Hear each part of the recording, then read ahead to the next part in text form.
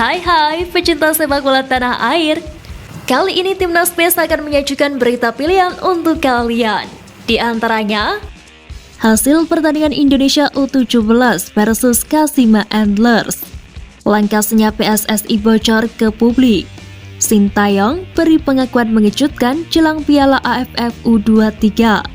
Dan nama Rafael Struijk semakin populer di Ado Den Haag. Jadi simak terus informasi dari Timnas PES selengkapnya.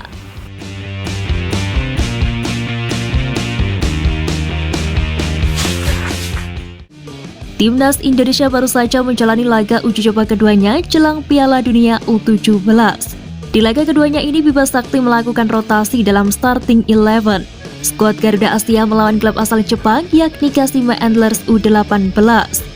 Sayangnya pada laga ini skuad Aran Bima Sakti harus menerima kekalahan dengan skor tipis 2-3. Masing-masing gol dicetak oleh Vigo Dennis pada menit ke-56 dan Rizky Afrizal pada menit ke-63. Sementara untuk Kashima Antlers U18 dicetak oleh Haruto Matsumoto menit 46 dan sepasang gol dari Koji Oyama pada menit ke-70 dan 87. Terlepas dari hasil kekalahan ini, skuad Garuda Asia dinilai memiliki perkembangan yang cukup signifikan dibanding dengan laga sebelumnya ketika melawan Barcelona Juvenil pada Rabu lalu. Pada laga ini walaupun Kashima Antlers bermain cukup kasar, namun skuad Garuda Asia bisa menyeimbangkan permainan. Terbukti tim asuhan Bima Sakti ini mempunyai banyak peluang ketika melakukan serangan balik.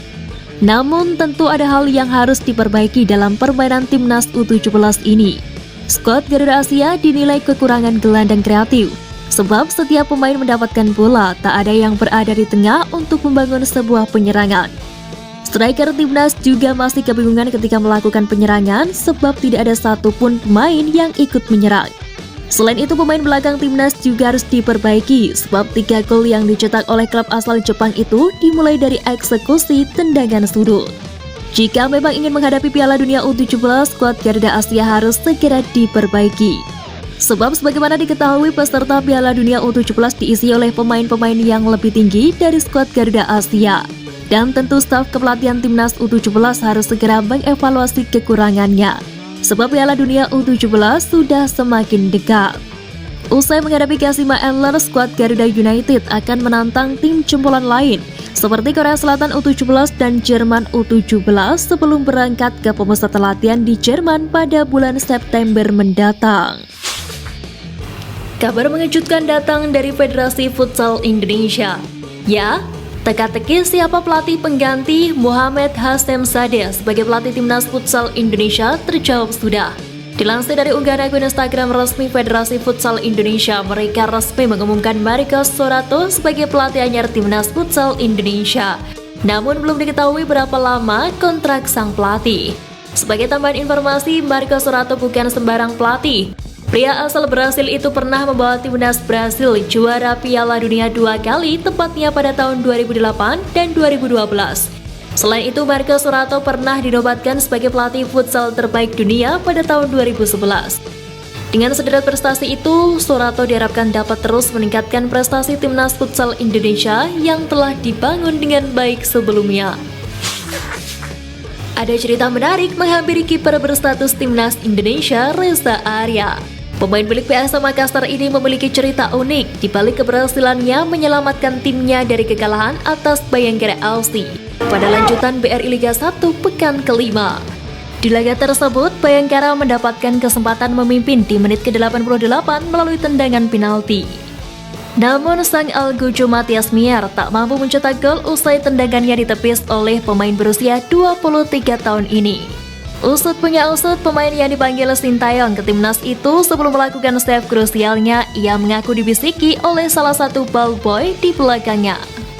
Reza mengakui ballboy tersebut memberitahu arah bola yang hendak ditendang oleh Matias Mier. Dan akhirnya Reza pun memanggil ballboy tersebut dan memberikan jersey untuknya sebagai bentuk ucapan terima kasih.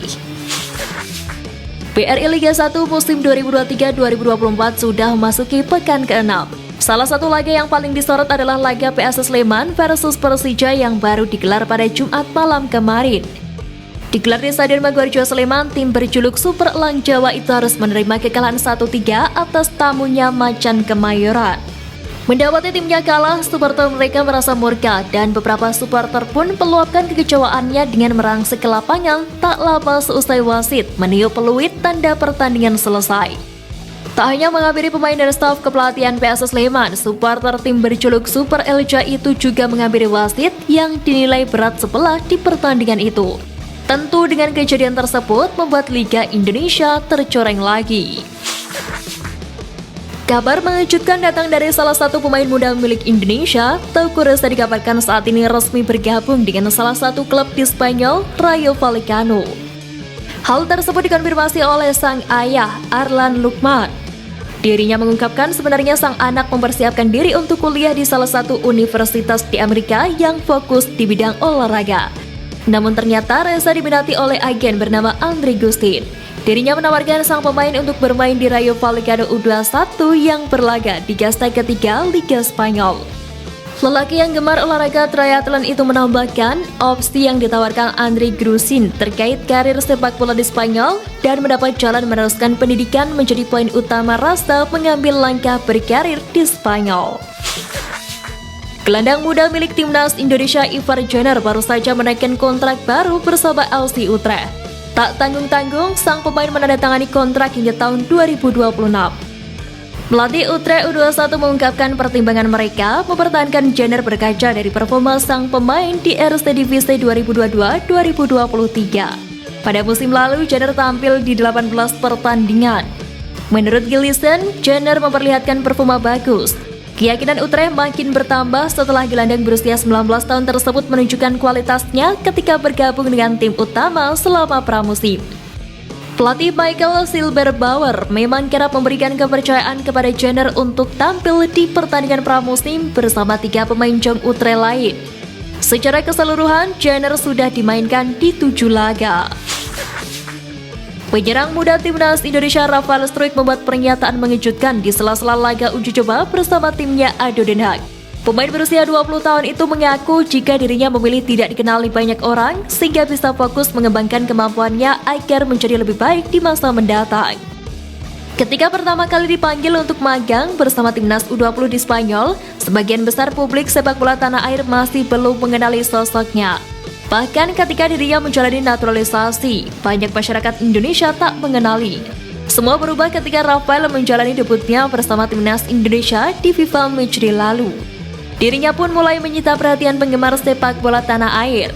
Bahkan popularitasnya di Indonesia berimbas ke Belanda. Saat pertama kali bergabung ke ADO Den Haag untuk menjalani persiapan menyambut musim 2023-2024, Struijk menjadi sasaran candaan rekan-rekannya.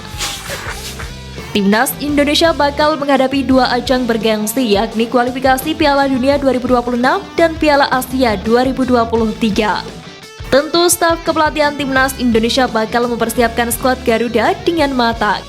Sebagaimana diketahui, Sintayong merupakan pelatih yang sering melakukan kejutan bersama Timnas. Dirinya pun mempunyai langkah senyap untuk melakukan hal itu. Namun kini langkah senyap itu secara tak sengaja terbongkar oleh Rafael Struijk ketika diwawancarai salah satu media di Belanda. Pemain berusia 20 tahun itu membocorkan bahwa salah satu asisten pelatih Sintayong akan terbang ke Belanda guna mencari pemain keturunan untuk memperkuat skuad Garuda di 2 event besar itu. Menarik untuk dinantikan siapakah pemain keturunan Belanda yang bakal membela lambang Garuda selanjutnya. Pelatih Timnas Indonesia U23 Sintayong buka suara usai memantau secara langsung pemain yang berlaga di BRI Liga 1 untuk memperkuat skuad Garuda Muda di Piala AFF U23. Sebagaimana diketahui, Piala AFF U23 tak ditargetkan tinggi, sebab event ini tak masuk dalam kalender FIFA yang mengakibatkan klub di Liga 1 tak wajib menyetorkan pemainnya untuk bergabung dengan Timnas. Jadi Timnas Indonesia U23 berpotensi diisi oleh pemain seadanya. Menanggapi hal itu, Coach Shin mengaku bahwa tidak mudah untuk mencari pemain baru demi membela Timnas U23 Indonesia di Piala AFF U23 2023 nanti. Menurutnya, ia perlu menemukan pemain-pemain baru yang layak membela Timnas U23 Indonesia.